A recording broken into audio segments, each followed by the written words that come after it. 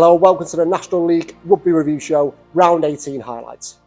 Last time out, the weather caused all sorts of disruption across our divisions. But have no fear this Saturday, we've got a cracking day here in Yorkshire and a cracking show to look forward to as well. National 1 arguably grabbed the headlines in round 17 and the third tier is once again our focus this weekend. We've got a table-topping clash between Cambridge and Rams to come, but our attention starts here at West Park, Leeds, where Leeds Tykes host Hull.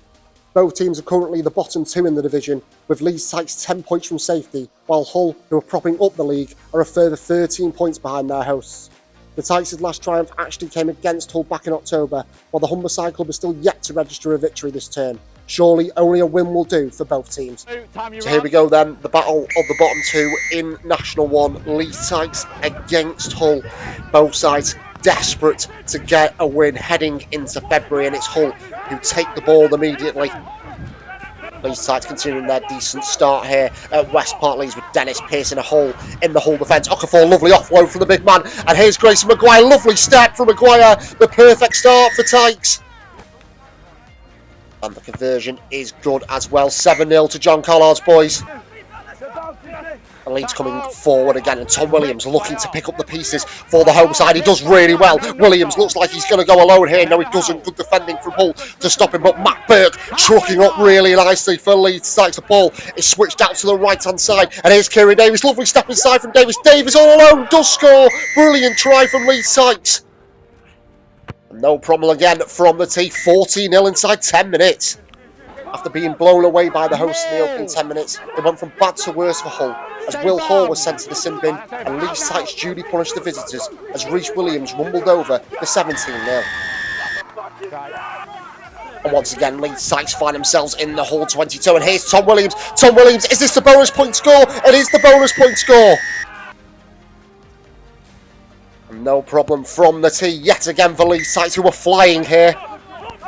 And this is one of Hull's first ventures into the League's Tykes 22, with Alex Hurd looking to try and make something happen for the division's bottom club, who are trying to, I guess, get a platform going into the second half, which they can build from as Russell tries to pick and go. But it's good Stevie, the French from Leeds Tykes, who've been pretty good in attacks so far. And here's now Joe Carlisle for Hull. Lovely pass out to Rhys Dean, who produces a great kick over the top, and Alex Saad will dot down for Hull.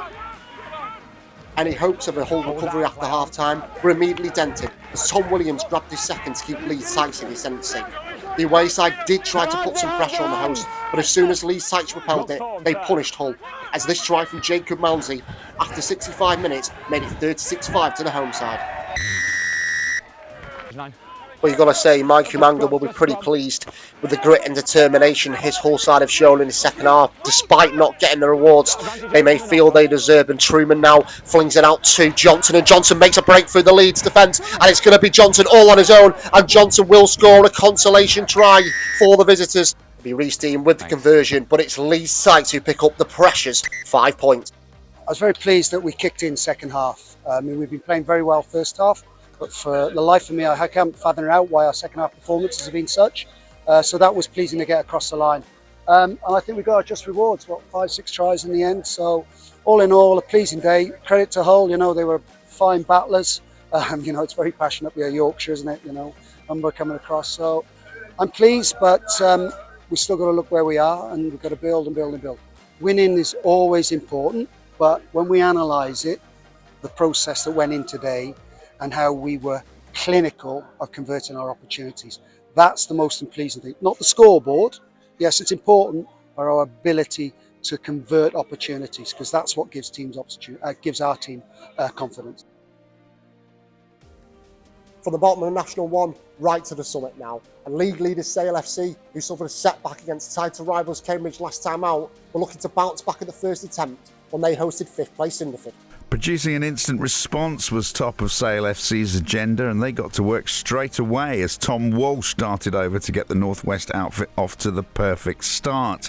Cinderford hit back, fire a penalty try, but a Nev Edwards score before the break and a second for Walsh after the interval proved to be enough for the Dogs to return to winning ways. As for the visitors, they dusted themselves down and were able to depart Hayward Road with a losing bonus as Mike Austin scored Cinderford's second try before slotting a late penalty. Taunton Titans were aiming to arrest a run of 8 games without a win, but coming up against an in-form Esher side certainly looked like a tall order, especially when Oliver Norris scored a second try for the visitors inside the first 6 minutes. 15-0 down after the first quarter then, but the Titans pulled themselves level before half-time thanks to scores from Isaac Dalton and Shai Bonnick. The hosts, who currently sit in the relegation places, immediately built on their momentum as Charlie Rice crossed the whitewash. Sam Morley then kicked a penalty for Esher, but his opposite number, George Warboys, replied to provide a much-needed boost to Taunton's survival bid. Chinner are one of the teams currently sitting above Taunton in the division, and their recent upturn in form looked to be continuing against Plymouth Albion when Leicester Tigers bound Finn Theobald-Thomas made it 12-7 to Nick Easter's men in the first half. James Salter had gone over in the opening 40 for Plymouth, but it was a brace from winger Kyle Spear as well as George Mills' effort which turned the game in Albion's favour. Having lost both of their games in January, Birmingham Moseley were keen to end the month on a high, and they began this clash against Bishop Stortford on the front foot with early tries from Matt Marsh and Sam Poynton. Adam Balding's side led 24-3 at the break, but 3 yellow cards in the second period would cost them dearly. Hat-trick hero Ollie Steadman was the recipient of 2 of those cards, and the extra numbers allowed Bishop Stortford to rescue a draw as Ryan Jackson dotted down 3 minutes from time. We conclude our National 1 wrap-up back towards the top of the division, and 4th place Rochford Park began the day 8 points off the summit, but any possible title talk was muted inside the first 20 minutes against Darlington Modern Park. Henry Hadfield, Yari Fantini and Joe Craggs all touched down for the North East outfit to stun the Rock, but the hosts were able to turn things around. Benji Marfo and Jared Saunders crossed either side at the interval before 2 tries in the final 10 minutes via centre Joe Lucas Smith made sure Kieran Power's side kept on the coattails of their rivals. Fellow promotion challengers Cambridge and Ramsar FC met at Grantchester Road, and after seeing off league leaders Sale FC in round 17, things looked to be going swimmingly once again for the Blood and Sand. A brace from Ben Brownlee and the boot of Steph James handed Cambridge a 24-5 lead, but a blistering final 14 minutes highlighted Rams' title credentials. A double for fullback Henry Bird either side of Will Partington's effort saw Seb Reynolds' men complete a stunning fight back to keep this race for top spot well and truly alive. There was certainly no shortage of drama across all 7 fixtures in the 3rd tier as National 1 enters an exciting final 2 months of the season. Sale FC are now just 2 points clear at the top after Rams' bonus point success over rivals Cambridge, while Rochford Park climbed to 3rd. At the bottom, despite excellent home wins, Taunton and Leeds Tykes remain in the relegation places, but they were able to close the gap on the cluster of teams above them in this compelling battle for survival. Over to National 2 North now, and 2 sides of having great seasons, Otley and Chester met at Cross Green. With January drawing to a close, both Otley and Chester will be pleased with how things have gone this term, but it was the home side who dominated proceedings in the opening 40 minutes. This break from centre Gavin Stead was finished off in the corner by Callum Irvine as the hosts moved into a 33 lead during the first half. Considering Otley haven't played since the beginning of the month, this was an impressive first half display from the host, but Chester did hit back in the second period with scores from Harrison Bear and John Craven, but Otley's first half showing keeps them in the top 4. Back in October, in front of the National League Rugby Review Show cameras, Preston Grasshoppers secured an excellent victory against Sheffield Tigers, and they arrived at Dormore targeting their 4th triumph of the term against the same opposition. Hoppers led 10-3 at one stage, but Sheffield Tigers turned the game around, scoring 26 unanswered points, with tries coming from Tom Callandine, Josh Redfern and Joe Fitzsimmons. However, the Lancashire club did depart Yorkshire with a try bonus point as they continued to edge themselves away from the division's bottom 2. Hi, Dan Owen for Preston Grasshoppers. We played away at Sheffield Tigers yesterday. Managed to get a bonus point for 4 scores. A little bit disappointed not to get more out of the game. We had a poor 20 minutes in the first half where Sheffield Tigers were able to build a little bit of a score, and we found it difficult to get back after that. Speaking of the relegation places, 2 miles down the road, Harrogate, who are currently chasing down Preston Grasshoppers, were up against Sheffield, but found themselves 14-3 behind the break after 2 tries in a 6-minute window by the hosts. Sam Brady did go over for the visitors in the second period, but Harrogate left Abbeydale Park empty-handed, and now they head into a game against Blaydon this coming weekend, knowing only a win will do if they are to boost their survival chances. Last week, Huddersfield boss Gareth Lewis said his side have really started to gel, and their upturning form continued here against Hull Ionians at Rochford Park. This fabulous run from Finlay Stewart was finished off by Lewis Workman, and it helped them on their way to a 4th win in a row. Despite Ethan Myers going over in the second period for Hull Ionians, this defeat was a major blow to any possible promotion hopes the Eyes were harbouring. Their previous 3 losses had come against Fylde and Sedgley Park, so this one would have been tough to take on the way back home. Sedgley Park's meeting with Blaydon at Park Lane was their dedicated charity game for Bury Hospice. The Tigers wore blue jerseys, which paid homage to Superman, and their very own winger Reece Henderson swooped in to score 4 of their 11 tries as Scott Barrow's men continued their title charge. Considering their game against Hull Ionians was postponed last week, there was no rust on display for Sedge, whilst for Blaydon, they remain rock bottom of National 2 North with just 1 win to their name after another difficult day at the office. Sedgley Park are looking to wrestle back top spot from Fylde, and the current league leaders were given a tough examination by Rotherham Titans at Woodlands.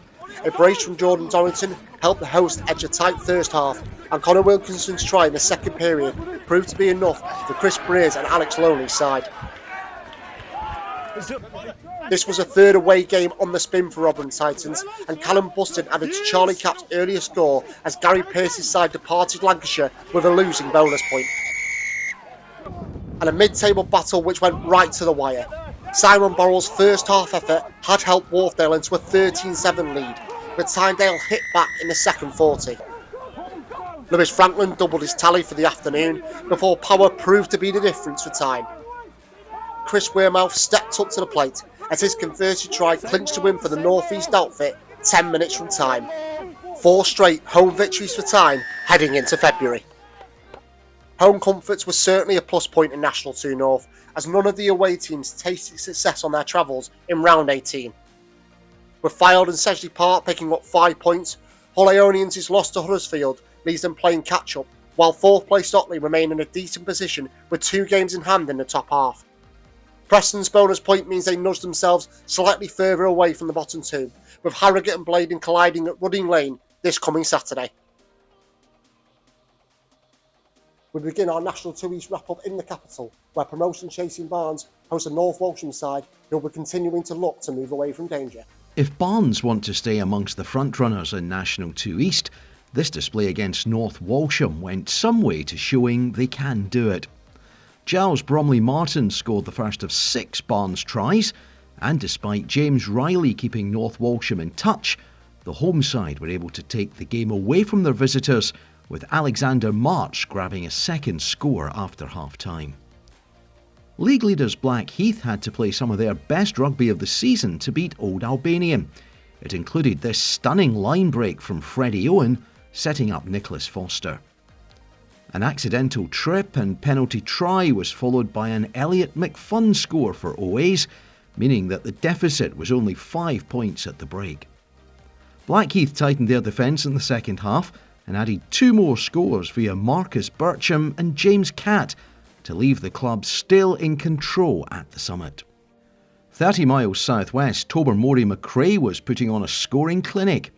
It only took the winger a minute to score his first of 5 tries against Canterbury for promotion-chasing Dorking. While the Red and Whites put 50 points on the City men, McRae's best score was his 3rd, as some spectacular skill led to a clean catch at full speed, and the rest is history.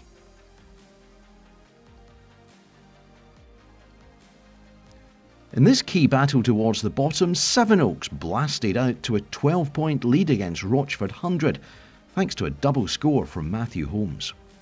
Benjamin Adams was vital to Sevenoaks' victory, scoring 20 points, including the opening try of the second half, and 2 penalties to keep the scoreboard ticking. Rochford's afternoon was made even more difficult when Ben Thomas was red-carded following a head clash in a tackle. But the away side did score a consolation try through Naji Mundicha. Delighted with the 5 points. Important game today. Play some great attacking rugby, play with intent, move the ball, speed of play, and really delighted to get the 5 points and to ensure Rochford didn't get any points today. Looking forward to building on this in the coming weeks. Tunbridge Judians looked like they would continue their impressive home record when all of a sudden they'd a 10-point lead over Henley Hawks, thanks to Luke Talbot going over. However, the Hawks scored 24 unanswered points, starting off with a controversial collapsed scrum, leading to a Ryan Crowley try in the corner. It's not often the walls of TJs are breached, but Henley knocked them down in fine fashion, with the bonus point secured by Omar El Aboudi. Things continue to go from bad to worse for Westcliff, as Guernsey Raiders left the Gables as comfortable winners, with Anthony Armstrong scoring a hat-trick. Westcliff came out fighting after the break, but Guernsey's bonus point was secured with Armstrong's second, one of 4 second-half tries for the visitors. We've saved the best till last as Worthing Raiders scored 17 unanswered points in the first half. They made it look like business was taken care of against Bury St Edmunds. Frank Taggart and Curtis Barnes went over, but Bury roared back into life after the break, with Rory Williams getting them going. And with 10 minutes to go, the teams were level at 22 all, and the game needed a hero. Enter Will Wrigglesford, who rose to the challenge by scoring a late winner to keep his side firmly in the promotion race. 59 tries were scored in National 2 East, with Guernsey Raiders and Henley Hawks the only teams to enjoy success on the road. With the top 4 all picking up maximums, there's no change in the title battle as this fascinating season enters February. In the bottom half, Sevenoaks were the big winners, as their victory over Rochford Hundred leaves them 10 points clear of the drop zone. And finally, we visit National 2 West, where a Hornets side who have picked up 14 points from the last 6 games to begin climbing the table visit Exeter University. From the very first whistle in Devon, Exeter University had the better of things against Hornets. It took until 3/4 of the game was gone for the West Country side to get on the score sheet, with scores for Exeter's Tyrion Bowen, Ed Volley, Thomas Roberts and a Sam Walker penalty providing a suitable buffer between the two clubs. Responding with scores for Matt Parker, Tom Sims and Henry Glidden, Hornets were unable to stage a comeback, and William de Boemler's late try put the fixture to bed. Across 80 minutes at Stoughton Park, there were 12 tries scored as Hinckley got the better of their hosts, Stourbridge. Within 20 minutes, Hinckley had a 19-point lead thanks to tries for Frankie Slatehome, Sam Everett and Ben Pointer. Jasper Smith would respond with a stunning score for the hosts, although a try for Joseph Wilson before the break restored the healthy lead for the visitors. There was little letting up as the second half got underway, with Hinckley bagging 3 more tries before Stourbridge found a rich vein of form to score 3 of their own before the game was done. Determined to get an 8th of the afternoon, Hinckley finished with an Oscar Harper score. In a hotly contested matchup between Loughborough students and Newport, there were 12 tries shared as the home side ultimately won the shootout. The students were quickly in the driving seat thanks to a penalty try, as well as scores from Mario Picciardi, Chris Preen and Isaac Bell before the break. Toby Wilson got a double for the visitors before half-time, while Chris Taylor also got on the board for Newport. To secure their impressive win, Preen crossed the whitewash once again, and Charles Cadigan got a brace in the space of 14 minutes for Loughborough, while Wilson secured his hat-trick for the visitors and Charlie Gamble got a consolation score. Obviously a high-scoring game, 45-31. Defensively, middle of the park on our kicks. It's probably cost us 3 tries that we've gifted them. What's been encouraging though is our attack, and we've created and executed and scored 5 good tries out there, but yeah, we've got to tighten up on our defence. After an unsteady start at the recreation ground, Redruth recovered in fine fashion to beat Luctonians. All the points were scored in the first half. Luctonians got on the board thanks to Lewis Silver's 6-minute penalty, although that successful kick would account for all the points that Luctonians would score on the day. Undeterred by their indifferent start to the fixture, Redruth rallied up 21 unanswered points against their opponents. Richard Brown and Jess Thompson's scores came thanks to the physical work of the forwards, while Lewis Thomas's score was the back's contribution to the win. It was an enjoyable affair between West Countryside's Barnstable and Dings Crusaders, which ended with the visitors keeping their 3rd place spot. Getting a bonus point win, the side had to work hard for their scores. Solomon Taufer and Harry Tovey bagged first half tries, while the home side kept things interesting going into the break thanks to a Jacob Murphy score. The The sides would exchange a try each to begin the second half, but a double for Joseph Hawksby and Harry Ashell would secure Dings' win. Jonathan Kelly's score, with 3 minutes left to play, was a consolation for the home side. After a slow start against Old Radcliffeans, it took a second half full of dominance for Leicester Lions to maintain top spot. Francisco Sotho and Dominic Sprague's scores gave the visiting side an unlikely lead against the league leaders, who only responded with a Simon Johnson try just prior to the break. In the second half, it was nothing more than one-way traffic for Lions. Bagging 4 unanswered tries and a Ben Young's penalty, the club remained very much the side to beat at the top of the table. Tries came from John Murdoch, Jamal Hamilton, Devon Constant and Thomas Williams, and was enough to put the memory of their poor first half long behind them. It was nothing short of try-scoring pandemonium as Clifton and Bourneville played a game in which 16 tries were scored across 80 minutes. It was 26-all at the breaks after a quite frankly enthralling 40 minutes of rugby, but after a penalty try for Bourneville early in the second period, it was largely Clifton from then on. Bagging 6 tries before the full-time whistle was blown, it ended up being a comfortable victory, with Matt Ward completing a hat-trick and Max Woodward got a brace. Many thanks to Joe Harvey for that wrap-up of National 2 West, where 65 tries were scored across the weekend. There was no change at the top of the division, with Leicester Lions and Clifton still separated by 9 points, and both sides picked up maximums in round 18. Stourbridge, Bourneville and Newport Salop all picked up bonus points, as just 6 points separates 9th and 13th in this compelling relegation battle. Well, that's it from West Park Leeds, where Leeds Tykes have given their survival hopes a major boost in National 1. Join us next time.